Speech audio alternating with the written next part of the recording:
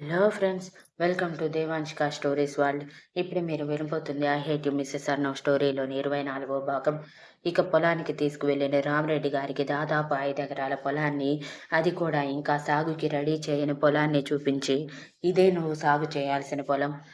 ఇక 1 ఎకరంలో వరి, మరొక ఎకరంలో కూరగాయలు, మరొక ఎకరంలో వేరుశెనగ, ఇంకొక ఎకరంలో పత్తి, మరొక ఎకరంలో పొద్దుతిరుగుడు పూలు చెట్లు వెయ్యాలి అని ఆర్డర్ వేసి, త్వరగా పని మొదలుపెట్టు. ఇప్పటి నుంచి సాగు చేయటం మొదలు పెడితే కానీ మరో నెలకి ఈ పొలం పంటకి సిద్ధం కాదు అని అతని చేతిలో పొలం దున్నటానికి 2 ఎద్దులు, వెనక పొలం దున్నే పరికరంతో పాటు ఒక కొరడా పెట్టగానే రామిరెడ్డి గారు అయోమయంగా, వీటితో ఏం చేయాలి అని అడిగారు. ఇదిగో ఇలా చెయ్యాలి అని రామిరెడ్డి గారి చేతుల మీద గాని ఎద్దు వెనక వైపు కొరడాతో కొట్టడంతో ఆ ఎద్దులు పరిగెడితే వాటి వెనకే పరిగెత్తారు రామిరెడ్డి గారు గట్టిగా అరుస్తూ. అది చూసి ప్రెసిడెంట్ గారు పొలం చూసుకునే వ్యక్తి గట్టిగా నవ్వుతూ, భలే దొరికారురా మీరు, మిమ్మల్ని ఒక ఆట ఆడుకోకుండా వదలం అని అనుకుంటూ, వాటి వేగానికి తట్టుకోలేక మట్టిలో పడిపోయిన రామిరెడ్డి గారి మోకాలికి గట్టిగా దెబ్బ తగలటంతో అమ్మా అంటూ అరిచారు. అయినా పట్టించుకొని అతను, త్వరగాలే, లేదంటే అవి ఎక్కడికైనా వెళ్ళిపోతాయి, తర్వాత నువ్వే శిక్ష అనుభవించాల్సి వస్తుంది. ప్రెసిడెంట్ గారు మీ మీద చాలా కోపంతో ఉన్నారు అనగానే రామిరెడ్డి గారు మగాడని కూడా తెలియకుండా నొప్పికి ఏడుస్తూ, ఎలా లేవమంటారు? చూడండి ఎలా రక్తం వస్తుందో అని బుల్లెట్ తగిలిన గాయం నుంచి రక్తం రావటం చూపించి, ఇంకెలా పరిగెత్తమంటారు మీరే చెప్పండి అని అన్నారు.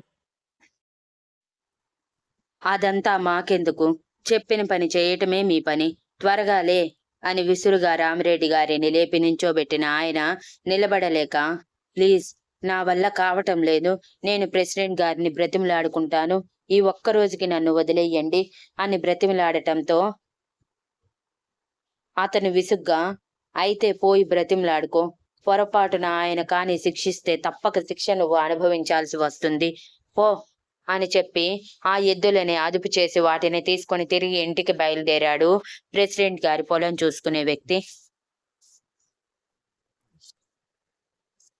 రామిరెడ్డి గారు ఏడుస్తూ నడవలేక అక్కడే పొలం గట్టు మీద కూర్చొని తన ఖాళీని చూసుకుంటూ, ఎక్కడి నుంచి ఎక్కడి వరకు వచ్చింది నా జీవితం, ఎంతో సంతోషంగా సాగిపోతున్న జీవితంలో సడన్ గా హిత రావటం ఏంటి, తన రాకతో నా జీవితం తారుమారు అవ్వటం ఏంటి, దానికోసం వాడు పరువును కూడా పక్కన పెట్టి మమ్మల్ని వెర్రి వెధవల్ని చేయటం ఏంటి, వాడి చేతుల్లో మేము కీలు బొమ్మలుగా మారటం ఏంటి, అంతా నా దరిద్రం కాకపోతే అసలు నేనే కాని చచ్చిపోయి ఉంటే ప్రశాంతంగా ఉండేది. ఇప్పుడు చావలేను, అలా అని బ్రతకలేను. నేను చస్తే నా కూతురు కూడా హితల ఆ ప్రెసిడెంట్ ఇంట్లో పని మనిషిలా మారిపోతుంది. అలా జరగకూడదంటే ఏదో ఒక సమయం చూసి స్నేహని ఇక్కడి నుంచి తప్పించాలి. ఎలాగోలా తనని వేరే దగ్గరికి పంపిస్తే అక్కడైనా తను సంతోషంగా ఉంటుంది అని అనుకున్నారు రామిరెడ్డి గారు.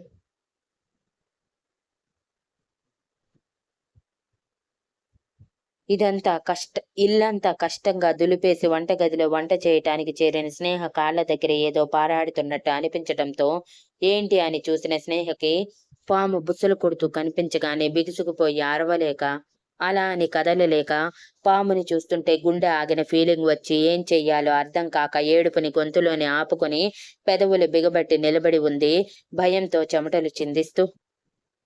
ఆ పాము కొంచెం కొంచెం ముందుకి అడుగులు వేస్తూ ఉంటే స్నేహ ఏడుస్తూ పెదవులు బిగబట్టి సౌండ్ రాకుండా అడుగులు వెనక్కి వేసింది. అంతే, పాము బుసలు కొడుతూ స్పీడ్గా రావటమే స్నేహ భయపడిపోయి పాము పాము అని గట్టిగా అరుస్తూ బయటికి పరిగెత్తడంతో వెనకే చాలా స్పీడ్గా వచ్చిన పాము స్నేహ కాలు మీద కాటు వేసింది.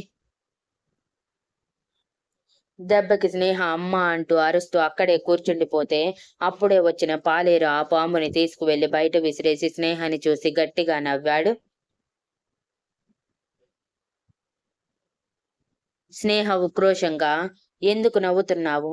నాకు పాము కరిచింది, త్వరగా డాక్టర్ని తీసుకురా, లేదంటే నేను చచ్చిపోతాను అని ఏడుస్తుంటే అతను ఇంకా గట్టిగా నవ్వాడు.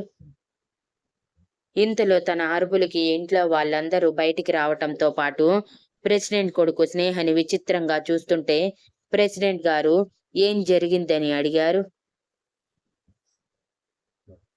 అయ్యగారు, అది నిన్న వర్షం పడింది కదా! ఆ వర్షానికి ఏ పుట్టలోనో దాగున్న పాము ఇంట్లోకి చొరబడి ఇదిగో ఈ పిల్లని కాటేసింది అని అన్నాడు పాలేరు. అయ్యో! అవునా? మరి ఇంకా చూస్తావేంటి?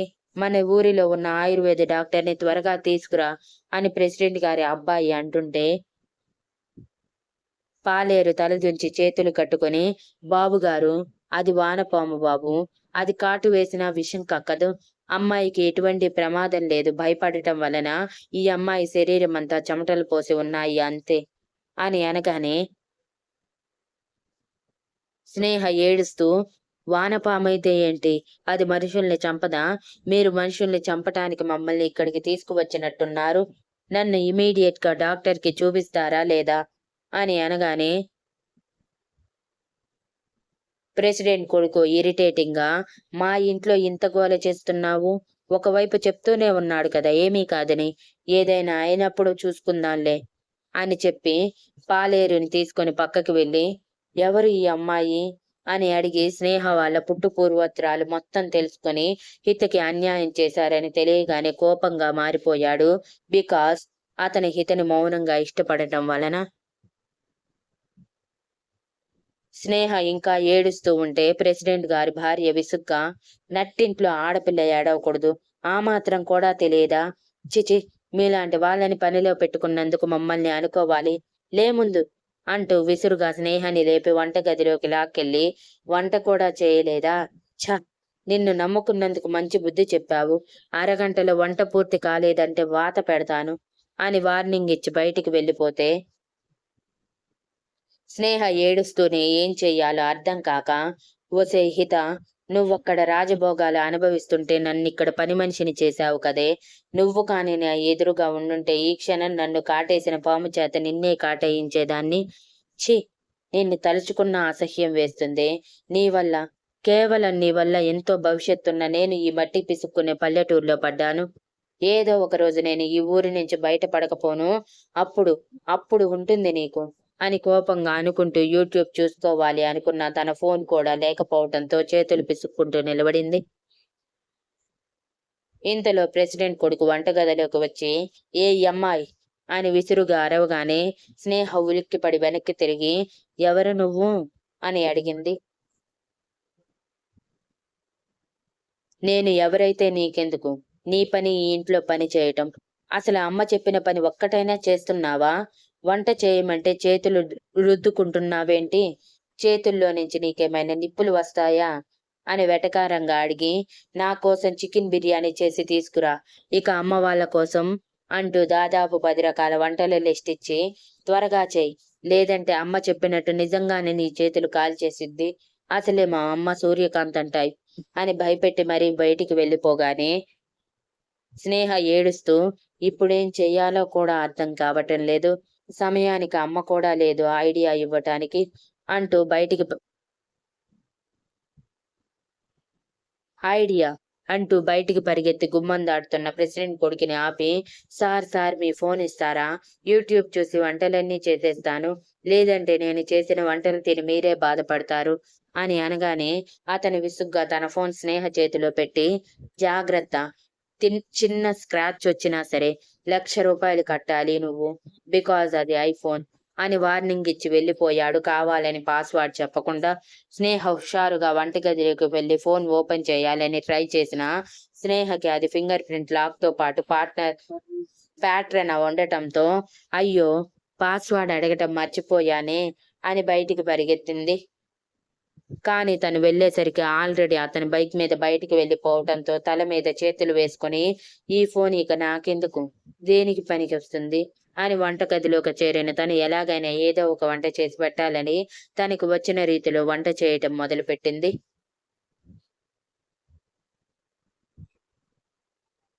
హిత ప్రశ్నకి అర్ణవ్ సీరియస్‌గా తన వైపు చూస్తూ, బికాస్ నువ్వు చేసింది నేనింకా మర్చిపోలేదు. ఎంత ప్రేమ చూపించాలి అనుకున్నా అంత కోపం వచ్చేలా చేశావు. మొదటిసారి ఒక ఆడపిల్ల మీద నాకింత కోపం రావటం. నా కోపం తగ్గేంత వరకు నేనలా పిలవను. నీకు కావలసిన సమాధానం వచ్చిందిగా? వేసిన యాక్టింగ్ చాలు కానీ పోయి పడుకోపో, లేదంటే ఇంతకు ముందు జరిగింది మరోసారి జరుగుతుంది అని వార్నింగ్ ఇవ్వటంతో హిత బెదిరిపోయి వద్దు అని పరిగెత్తుకుంటూ బెడ్ మీద చేరి ఫుల్గా బ్లాంకెట్ కప్పుకొని పడుకుంది. తన కంగారు చూసి అర్ణవ్ నవ్వుకొని తన వర్క్ చేసుకుంటూ ఉండిపోయాడు.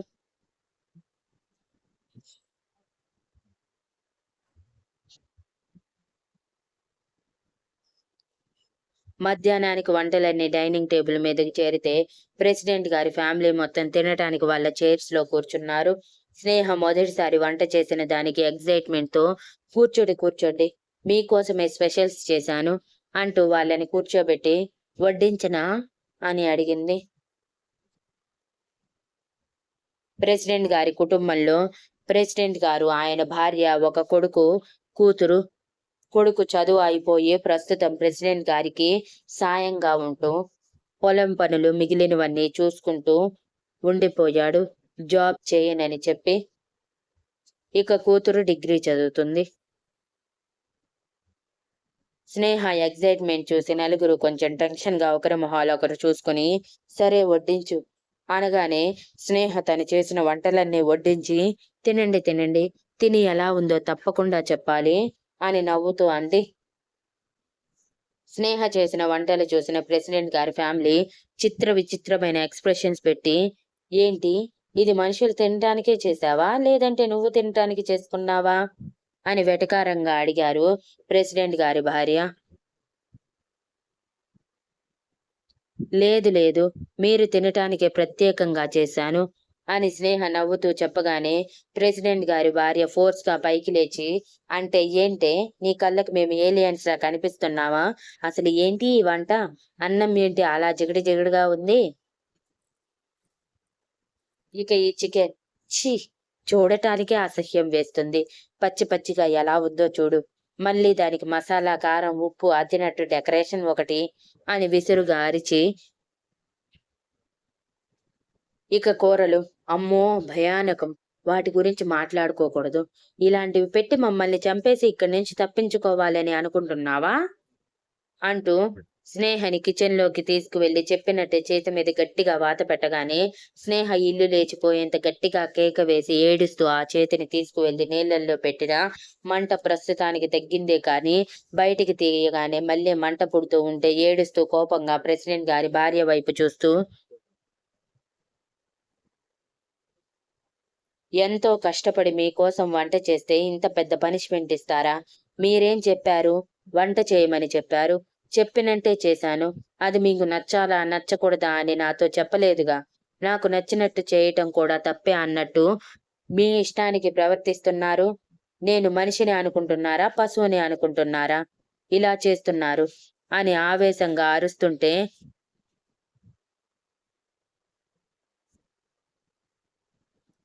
ప్రెసిడెంట్ గారి భార్య వెటకారంగా నవ్వుతూ పశువు కూడా కాదు, అందులో కూడా తక్కువ జాతి ఏది ఉంటే అది నువ్వు, వాటితో పోల్చుకున్న అవే సిగ్గుపడతాయి నీతో పోల్చినందుకు అని చెప్పి తమరి వంటకి కడుపు నిండిపోయింది అని అంటుంటే ప్రెసిడెంట్ గారి కొడుకు సీరియస్ గా అమ్మా నేను బయటికి వెళ్లి బిర్యానీ తీసుకువస్తాను, చూడటానికి వికారంగా ఉన్న వాటిని తింటే మనమందరం ఖచ్చితంగా పోతాం, కావాలంటే ఇది చేసినవి దీని చేతే తినిపించు అని చెప్పి స్నేహ వైపు సీరియస్ గా చూస్తూ నా ఫోన్ ఇవ్వు అని అరిచాడు.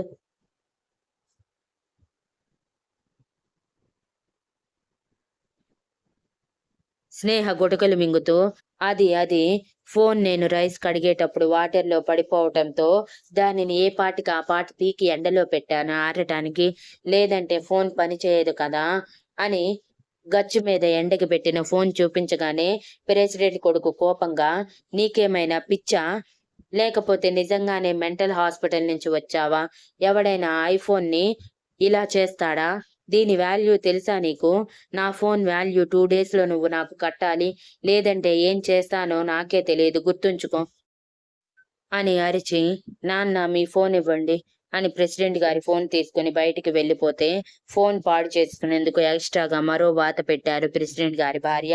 అప్పుడే ముక్కుతూ మూలుగుతూ తిన్న అన్నానికి కడుపులో మంటలేస్తూ ఉండటంతో ఏదైనా చల్లటిది తీసుకొని తాగి కడుపు మంట తగ్గించుకుందామని వచ్చిన రమణి గారికి స్నేహ అరిచిన అరుపు వినిపించి కంగారుగా వచ్చిన రమణి గారికి ప్రెసిడెంట్ గారి భార్య స్నేహకి వాత పెట్టడం చూసి అమ్మో అమ్మో నా కూతుర్ని చంపేస్తున్నారు అని గుండెలు బాదుకుంటూ ముందుకు వచ్చారు.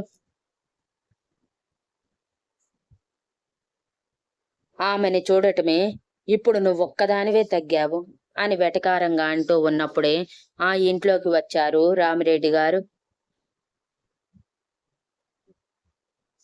ఆయన రావటమే స్నేహ రమణి గారు ఏడుస్తూ ఉండటం చూసి ఏమైంది అంటూ వాళ్ళ దగ్గరికి వెళ్తే చూడవయ్యా నీ కూతురు చేతికి ఎలా వాతలు పెట్టారో అని కంది తోలు ఊడే రేంజ్ లో ఉన్న దెబ్బల్ని చూపించగానే రామిరెడ్డి గారు కంగారుగా అయ్యో స్నేహ ఎలా జరిగింది ఇదంతా అని అడుగుతూ ఎదురుగా కోపంగా నిలబడి ఉన్న ప్రెసిడెంట్ గారి ఫ్యామిలీని చూసి ఏంటి ఇదంతా మమ్మల్ని పని చేయమన్నారు చేస్తున్నాం కదా ఇంకా ఎందుకు ఇలా చేస్తున్నారు వాడు చెప్పటం మీరు చేయటం సరిపోతుంది అని అరవగానే ప్రెసిడెంట్ గారి భార్య కోపంగా రమణి గారి చెంప మీద గట్టిగా కొట్టి వాడు ఏంటి వాడు ఆయన ఈ ఊరికి దేవుడు మా ఊరిని బాగు చేసిన మహర్షి అటువంటి మహర్షిని ఇష్టానికి మాట్లాడారా అని అరవగానే వాళ్ళు భయపడి ఒక అడుగు వెనక్కి వేశారు. ఇంతలో ప్రెసిడెంట్ గారి పొలం చూసుకునే వ్యక్తి వచ్చి అయ్యా ఈయన ఒక్క పని కూడా చేయలేదు మిమ్మల్ని బ్రతిమలాడుకుంటానని వచ్చారు అనగానే ప్రెసిడెంట్ గారు కోపంగా రామిరెడ్డి గారి వైపు చూస్తే ఆయన ఇంకా భయపడి అది నా కాలు అస్సలు బాగోలేదు చూడండి ఎలా రక్తం వస్తుందో ఈ కాలిని పెట్టుకుని ఎలా పని చేయమంటారు 1-2 రోజులు రెస్ట్ ఇస్తే కొంచెం కాలు సెట్ అయ్యిందంటే పని మొత్తం చేసేస్తాను ప్లీజ్ మీ కాళ్ళు పట్టుకుంటాను అని బ్రతిమిలాడిన ప్రెసిడెంట్ గారిలో కొంచెం కూడా జాలి లేక నోరు మూసుకొని పోయి పనిచేయి ఇంకొకసారి పని చేయకుండా ఇంటికి వస్తే ముద్దకి కూడా దిక్కు ఉండదు ఈ ఊరిని దాటి బయటికి వెళ్లే ఛాన్స్ లేదు మీకు అందుకే తినకుండా చేస్తారా లేదంటే మేము చెప్పిన పని చేసి కనీసం 2 ముద్దలైనా తింటారా అనేది మీ ఇష్టం అని అనగానే రమణి గారు ఏడుస్తూనే ఏమన్నం కారం అన్నమా అసలు అది అన్నమేనా కడుపులో మంట పుడుతుంది నేనెప్పుడు అలాంటి అన్నం తినలేదు అసలు మమ్మల్ని ఇలా హింసిస్తున్నందుకు మీ మీద పోలీస్ కంప్లైంట్ కూడా ఇవ్వగలం తెలుసా ముందు మమ్మల్ని వదిలేయండి అని బెదిరించారు రమణి గారు. అంతేనా సరే వెళ్ళి పోలీస్ కంప్లైంట్ ఇచ్చుకోండి ఎవడు వద్దన్నాడు ముందైతే మీరు ఈ ఇంటిని దాటాలి కదా అని ఆయన పని వాళ్ళ వైపు చూడగానే ఒక్కొక్కరు ఒక్కొక్క కర్ర తీసుకుని గేట్ దగ్గర నిలబడ్డారు. వాళ్ళని చూడటమే రమణి గారి కళ్ళు పెద్దవి చేసి మేమెక్కడికి వెళ్ళాం ఇక్కడే ఉంటాము మమ్మల్ని కనీసం మనుషుల్లా అయినా చూడండి అని అంటుంటే మా హితని చూసారా ఏంటి మీరు మనిషిలా తనని ఎలా అయితే చూశారో మిమ్మల్ని కూడా సేమ్ అంతే చూస్తాము మాటకి ఒక దెబ్బ కొడుతూ తనని చాలా బాగా చూసుకున్నారంట కదా సో ఆ మాత్రం మేము చూసుకోలేమా ఏంటి మిమ్మల్ని వెళ్ళండి వెళ్ళి పని చేసుకోండి మా హిత కాబట్టి మిమ్మల్ని భరించింది అదే మేమయ్యుంటే చంపేసేవాళ్ళం పైగా ఇది పల్లెటూరు కాబట్టి మిమ్మల్ని చంపిన అడిగే దిక్కు కూడా ఉండదు అని బెదిరించగానే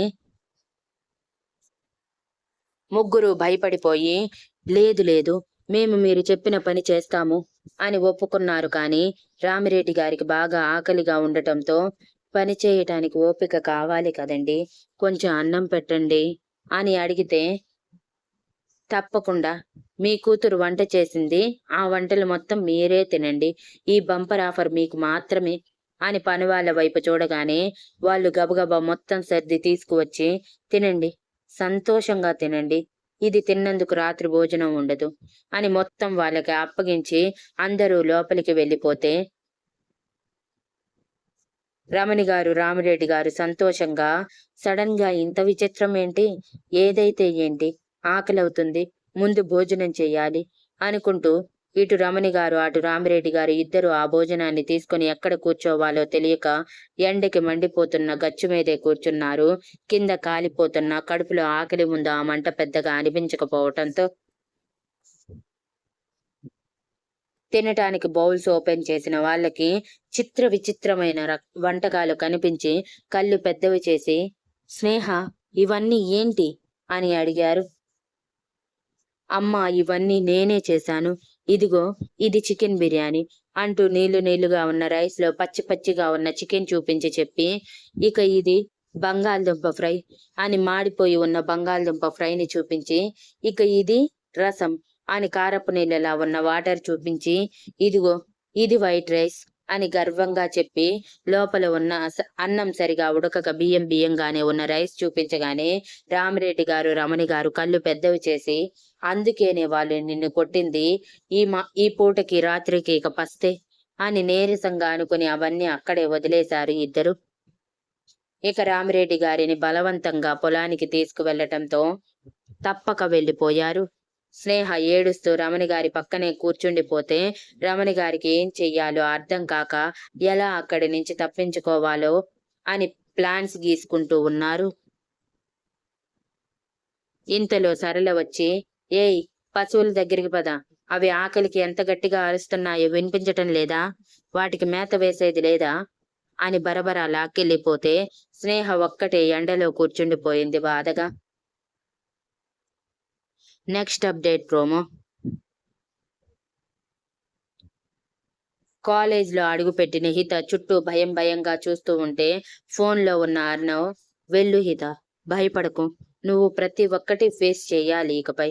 నేను నీ వెనుక ఉండను, నువ్వే అన్నిటినీ ఫేస్ చేస్తూ వాటన్నిటి నుంచి బయటపడాలి అని చెప్పి ఫోన్ కట్ చేయగానే హిత ఏడుపు మొహంతో, ఇలా చేశారేంటి బావా మీరు అని అనుకుంటూనే లోపలికి అడుగుపెట్టింది చదువు మీద ఉన్న ఇష్టంతో. Thank you for listening, and please like, share, comment and subscribe.